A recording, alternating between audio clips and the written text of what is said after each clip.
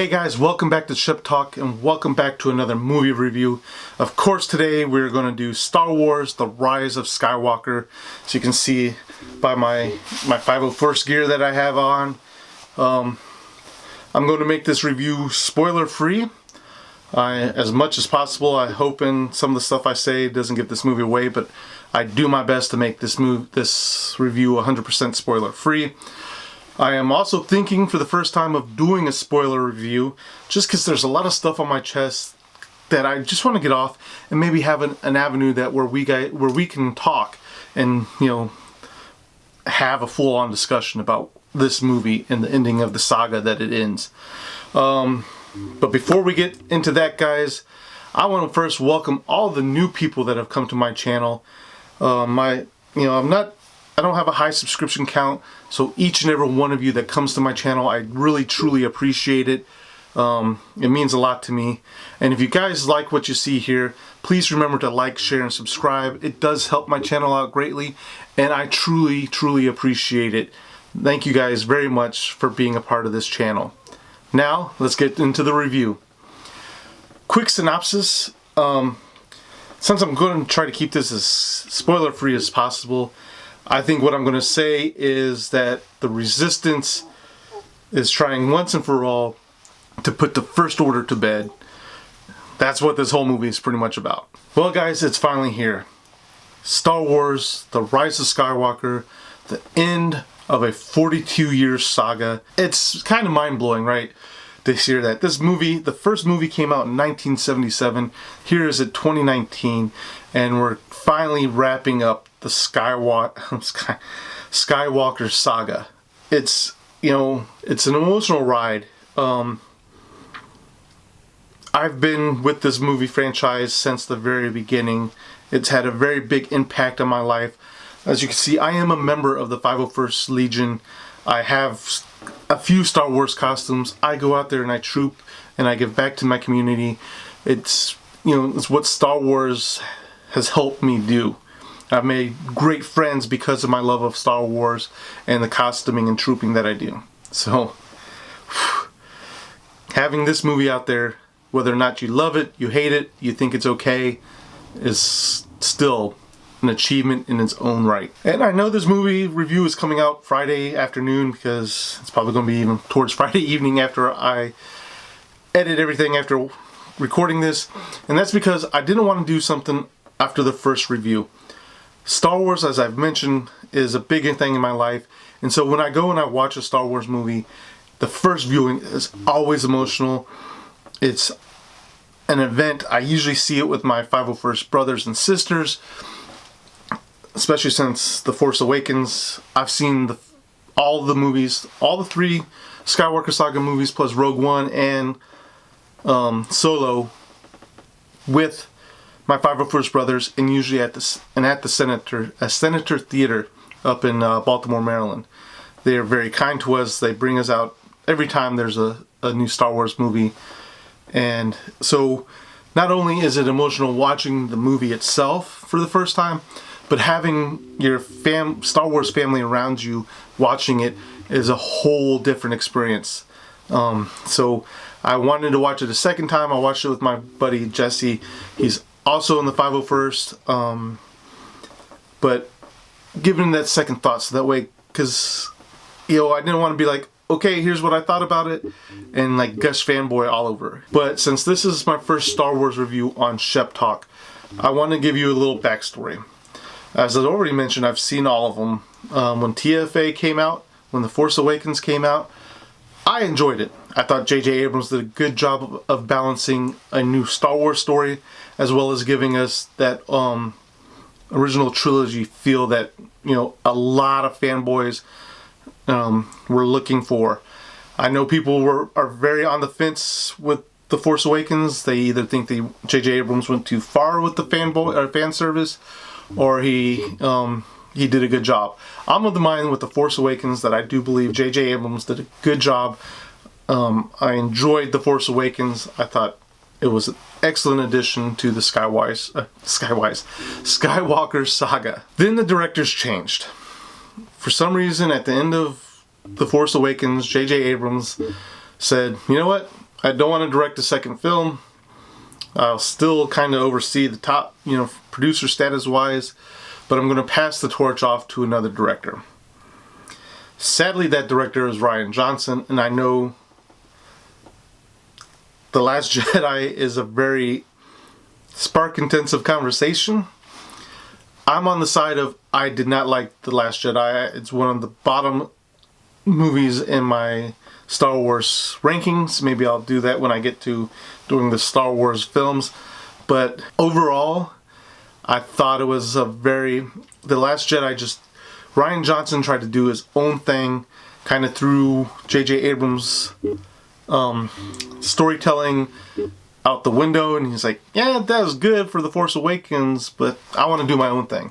And I think if he wanted to do his own thing, he should have done a different Star Wars movie. He shouldn't have come into the middle of a trilogy and pretty much told the last director, your stuff was good, but I don't like where you are heading with it. That's where I am now. So coming into The Rise of Skywalker, J.J. Abrams is back.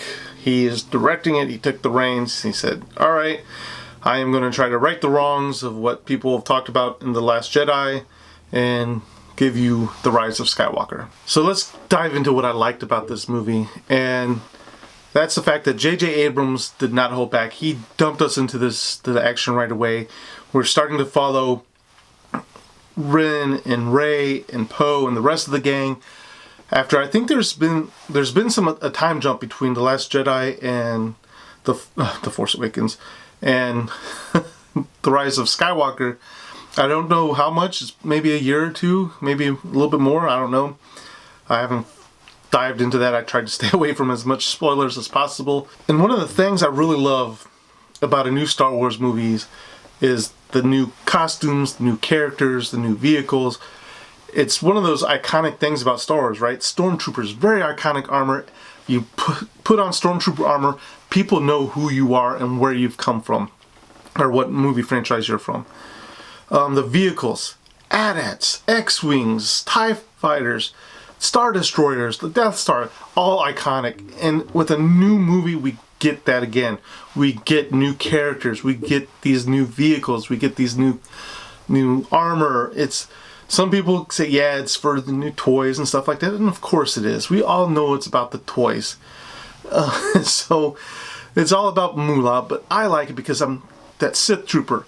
All in on the Sith Trooper when I saw him. If you haven't realized yet, I'm a guy that loves red.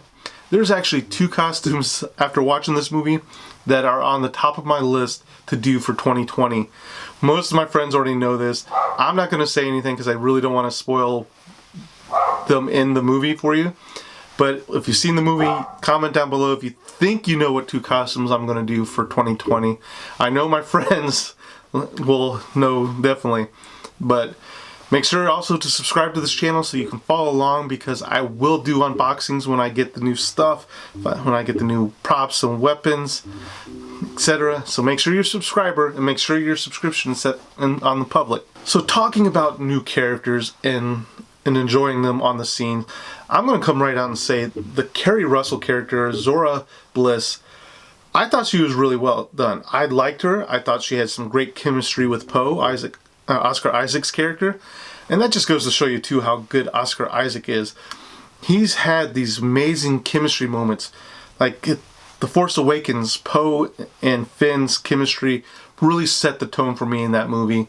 And then on board on this one, the Bliss and Poe's chemistry and history, I would love to see more of that. I'd love them to go, maybe a book, maybe we can get like a TV series. I don't know. We can definitely use some more backstory on Poe and Bliss's history. And then another character that I loved, and I'm not going to give too much information away, is Babu Frick.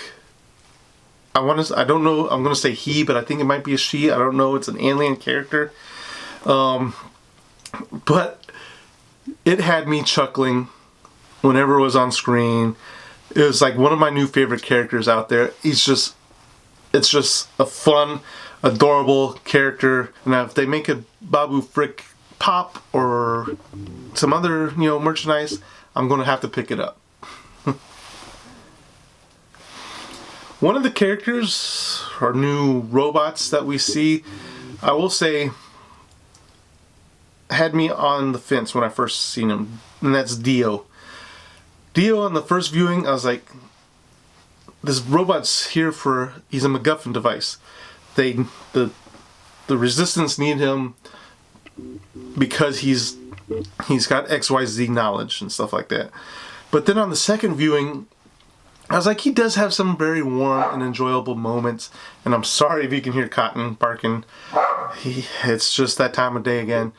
But yeah, so on the second viewing, Dio I enjoyed him for what he was and not thinking of him as mainly a MacGuffin device. Overall, guys, I think Star Wars The Rise of Skywalker is an enjoyable movie. Abrams gave us an entertaining movie. It is definitely, a story set in a Star Wars world. But let's get into the stuff that I didn't find as enjoyable, or maybe it was just my gripes about this movie. And the big one, and I know this is probably going to anger some people, is I don't think Princess Leia or General Leia should have been in this movie. I think her presence in this movie felt like she was one of those Disney World robotic stand-ins that had one-liners and really felt awkward and weird in places. You could see a lot of the times weren't interacting with her, with whatever they did on set. To me, it looked like when they showed from Leia's angle, her stare was not even looking at the character that she was talking to. It just felt weird and awkward. And I really think The Last Jedi missed their moment when they didn't let her go. I thought they had a great setup to have her pass away in The Last Jedi. And she had a great moment. I thought it could have been used to further the Kylo Ren redemption arc, or whatever they wanted to do with him in The Last Jedi. But having her come back and using, the footage, the stock footage that they had from the rest of the trilogy, or the rest of the movies before The Rise of Skywalker, it just felt weird and out of place. And I'm sure people are going to say that she was perfect and it was a great tribute to have her there and gave her a great send-off. I just didn't feel it. And the second thing I'm going to gripe about, and this is what's griped about in especially the original trilogy movies, is the hero plot armor.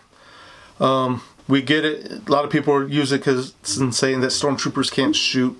This movie ramps it up to like 1,000 because, and I won't gripe about hero plot armor if you can do it in a right way. When you have your heroes out in the open, no cover surrounding them whatsoever, and you have like 10 or 20 stormtroopers shooting at you, they will get shot, they will get hit, but the blasters go all over the place, and it just blows my mind. And it's like, it takes me out of that reality. If you're going to give them plot armor, make them give them cover, set things up. It's one of my gripes. I hate having it on there when I go, oh yeah, he's sitting there right in the middle of the road, but I can't hit him with this big car that I'm driving down the street because he needs to survive and save the day. So it doesn't give me that investment into our heroes because I don't feel that they're threatened in any way. Especially in these modern day action movies, we see our heroes. Heroes are put in danger all the time. Heroes are shot. Heroes are cut. Heroes are broken. But they survive and they come back to, to save the day. Star Wars doesn't seem to grasp that concept. But when they do, that's my other gripe. They do it to like one hero. They're like, okay, let's shoot so and so, XYZ. It's just to show that our heroes can get hurt. But then they're heroes, so when they need to do heroic things, the wound magically is not there anymore. But then cut to the next scene, and the wound is there, and my arm is, bandaged up. I can't use it. But dude, you just flew a plane. You just, did like 100 push-ups just before. Now it hurts you again? I get it. Our heroes are supposed to go above and beyond their injuries, and that's great if done correctly. I think Star Wars doesn't do that, and that's why I think we always get the gripes about Stormtroopers and having lousy aims, even though in Star Wars A New Hope, Obi-Wan Kenobi tells us that Star Wars are the most precise marksmen ever, or something like that. I can't remember the quote off the top of my head. And even at Star Wars A New Hope, at the opening scene, they kill a lot of Rebel fleet troopers. Sorry, I'm rambling now and I'm ranting. But yes, so if you're going to give us these heroes with plot armor, do it in a way that we can make it believable. I know we're on a fantasy world, a sci-fi world, and whatnot, but you give, which I guess rolls into my next complaint, is our heroes have marksman aim. I swear to God, in the Rise of Skywalker, our heroes could have closed their eyes and gone bam, bam, bam, and they would have hit 3 stormtroopers. Why? One, they let them miss. And I know some people are going to say, well, they did miss in certain areas. Like, yeah, there were a few scenes where our heroes didn't hit them where they thought they were, they didn't hit the stormtroopers. But most of the damn time, I swear, they'd come out of a ship, boom, killed a stormtrooper. Looked the other way, boom, killed another stormtrooper. One, why are stormtroopers wearing armor if one shot from these weapons, and this is not even talking about the original trilogy and saying that it was cheap armor, this is going in the future, you're designing new armor, there's new troopers out there, but it's still the same, one blaster bolt and they're dead. You might as well have the stormtroopers wearing nothing but their underwear and carrying a blaster if you're going to kill them off with one shot, and have your heroes be able to close their eyes and kill 50 stormtroopers. Please. I know this again is a fantasy movie and I'm ranting a little bit, but it eggs me on because I have to have these discussions with people that watch this movie and go, you're dressing up as a stormtrooper, you can't shoot anything. And I'm like, no.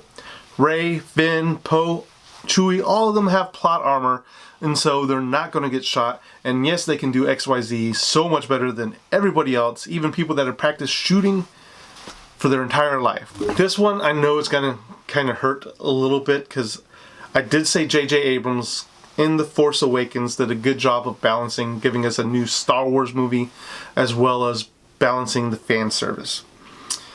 I think this time he went a little too far. Giving fanboy fan service is great. The Star Wars world has been around for 42 years. There's a lot of stuff out there. There's a lot of actors that helped build this franchise. There's a lot of authors that helped build this franchise. There's so many men and women that have contributed to the Star Wars community. But the simple fact that I think J.J. Abrams and maybe the LFL team were like, this is the last Skywalker Saga. Let's put everything we can into this movie and say thank you. And I get it. Thank you for making a movie that is Star Wars. I enjoy it, but sometimes you hit it over the head a little too much. And I'll briefly talk about, because J.J. Abrams mentioned, he's like, oh, I'm sure some people are going to be upset about the new force powers that I bring into The Rise of Skywalker. And for the most part, I have to say I'm on board with some of the force powers he brought into The Rise of Skywalker. There's only pretty much one that I'm not really on board with, and I'm like, seems like you're doing it more to have this cool thing happen, vice to be really more force driven. A lot of the new force powers that he brings on board, or that we've seen in the past, seems to deal with, energy and either being internal or being used through space. And I like that. When you can make it like organic and seem like this is something that you would have, that can be done without being like, oh, hokey pokey things. I know it's the Force, but it seemed more organic, it seemed that it was a possibility. And so, and maybe in my spoiler talk I'll talk about it, but I just felt there was one force power that they had that I was just like, it just seems more of a gimmick to me. And I guess my last two dislikes for the franchise, for this movie, was this is a big technological based movie, right? We have Star Destroyers, we have Death Stars, stuff like that. So the simple fact that you're putting in, I'm going to call it a MacGuffin device as well. I don't know technically if it would be a MacGuffin device, but it's a device that one side needs to do something with, or the other side will win. And I hate that it comes down to that, right? You have these big powerful forces that rely on like one thing, and if that one thing happens, it destroys all their plans. And I just call BS on it. And this movie had a lot of MacGuffin devices. It seemed like that was pretty much what it relied on, was going XYZ, get this device, so that way you can go to XYZ, get this device, etc., etc. And it was almost like a poorly written video game. I know there's movies out there that can do these MacGuffin devices and weave them into the movie and weave them into the story and make it happen, and you don't really notice it. Sadly, that's not what the case here. It happens, you see it, and maybe it's just because I'm going through with a critical eye that I'm noticing these more than, say, the average moviegoer is. But guys, we did it. I think this video is going to be a lot longer than most of my reviews. This movie is not perfect. To me, it didn't give me my Star Wars moment. It didn't give me my Star Wars feels. It gave me, this was a great it gave me a great sci-fi moment. It's like, man, these are some great scenes. I love seeing these big ships. I love seeing this battle. But to me, the Star Wars feels, I didn't have this Star Wars feels moment. So I'm going to give Star Wars The Rise of Skywalker 3 out of 5 Sheps. It's entertaining, it's fun to watch, there's some great moments, there's some great characters, but I think J.J. Abrams was kind of handicapped. He had to fix what The Last Jedi did, and so he was trying to do that while continue the story forward that he wanted to do, so he had to change a lot of things up, he had to fix things, and it makes me sad because it makes me want to see what a J.J. Abrams directed Last Jedi would have been like, and to see that overall trilogy, how the true trilogy should have been. This is like the Justice League for the DC fans wanting the Zack Snyder cut. I want to see what The Last Jedi would have been like if J.J. Abrams had directed The Force Awakens all the way up to The Rise of Skywalker. But guys, that's all I got for you. I hope you've enjoyed my review and my ranting a little bit. So yeah, guys, 3 Sheps out of 5. Before I go, it is still December, so I am giving away this box lunch exclusive Funko Pop. It's All Might in his weakened state, glow in the dark. You will get this 0.5mm Shumi protector on it. All you have to do is 2 things. 1, be a subscriber to my channel. Make sure your subscription is set from private to public. I'll put the instructions on how to do that in the description down below. And 2, what is your favorite Star Wars movie? There's plenty out there right now. I'm still a big Return of the Jedi fan, with The Empire Strikes Back coming as a close second. So tell me in the comments down below, what is your favorite Star Wars movie? And guys, thank you for watching. I hope you've enjoyed. I'll see you at the next review.